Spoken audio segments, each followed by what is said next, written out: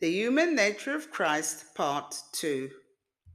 Hello everyone, welcome again to our channel. Thank you for joining us today on another insightful journey. This video explores what the perfect sinlessness of Christ's human nature truly means and why it is central to salvation. Was Jesus really sinless? Not only in his divinity, but in his humanity? And if he was, what does that actually mean? Christ's perfect sinlessness in his humanity. Tempted in all points like as we are, yet without sin. Hebrews chapter 4 verse 15. Who did no sin, neither was guile found in his mouth.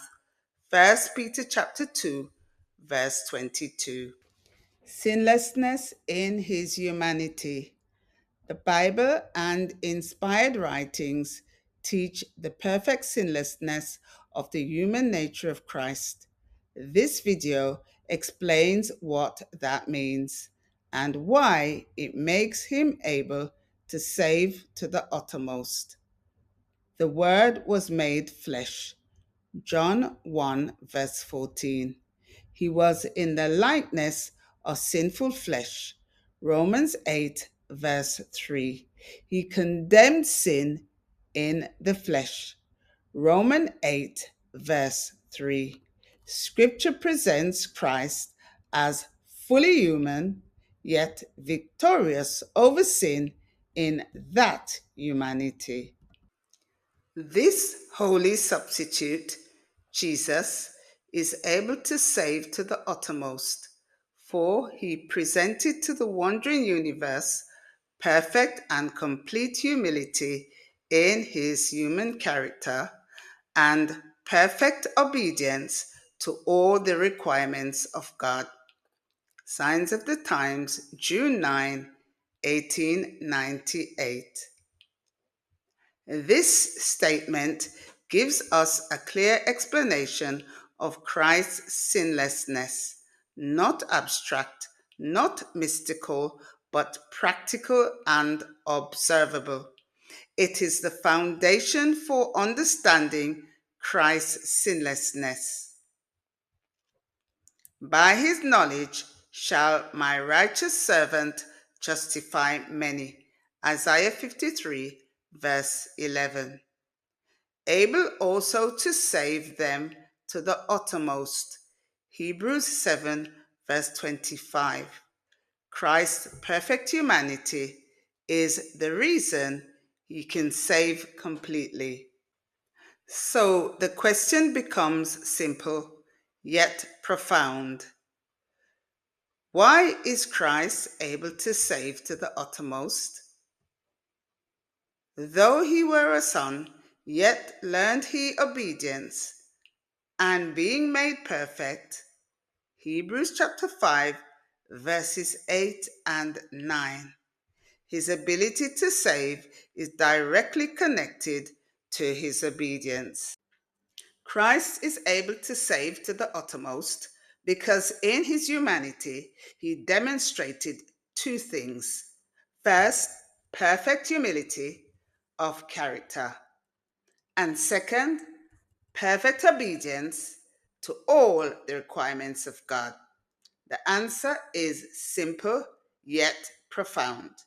In his humanity, Christ demonstrated two things perfectly: perfect humility and perfect obedience. These were not merely divine attributes, they were revealed in real human life. Though he were a son, yet learned he obedience, and being made perfect. Hebrews chapter 5, verses 8 and 9. In his human character, Christ revealed complete humility, total dependence upon God, and he lived in perfect obedience to all the requirements of the law. Humility and obedience. First, perfect humility. Philippians chapter 2, verses 5 to 8. He humbled himself and became obedient unto death, even the death of the cross. And John chapter 5, verse 30.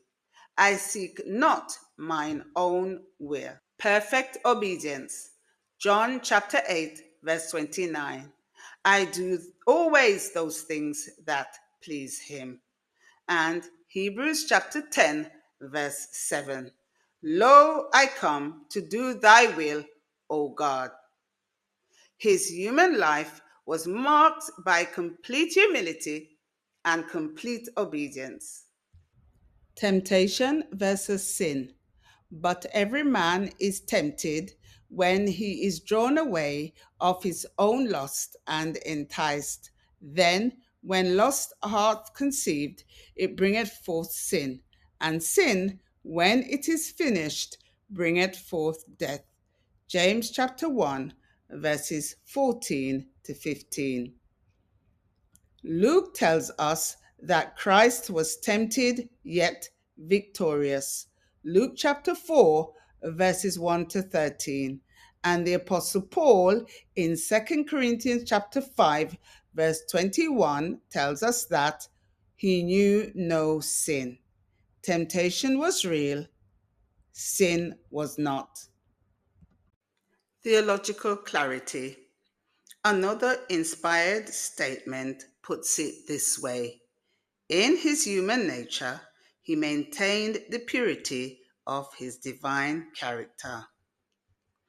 Though he took upon himself true humanity, he never departed from the purity of God's character because he never stopped trusting and obeying his Father. Why this matters. The reason why Christ is able to save to the uttermost is because he didn't merely die for humanity, but he lived a perfectly humble and obedient human life. And that life stands in place of ours. Let's summarize. Because Christ lived a perfectly humble and obedient human life, he is able to save completely. Our hope is not in our performance, it is in his perfect sinlessness, revealed in a fully human life of humility and obedience.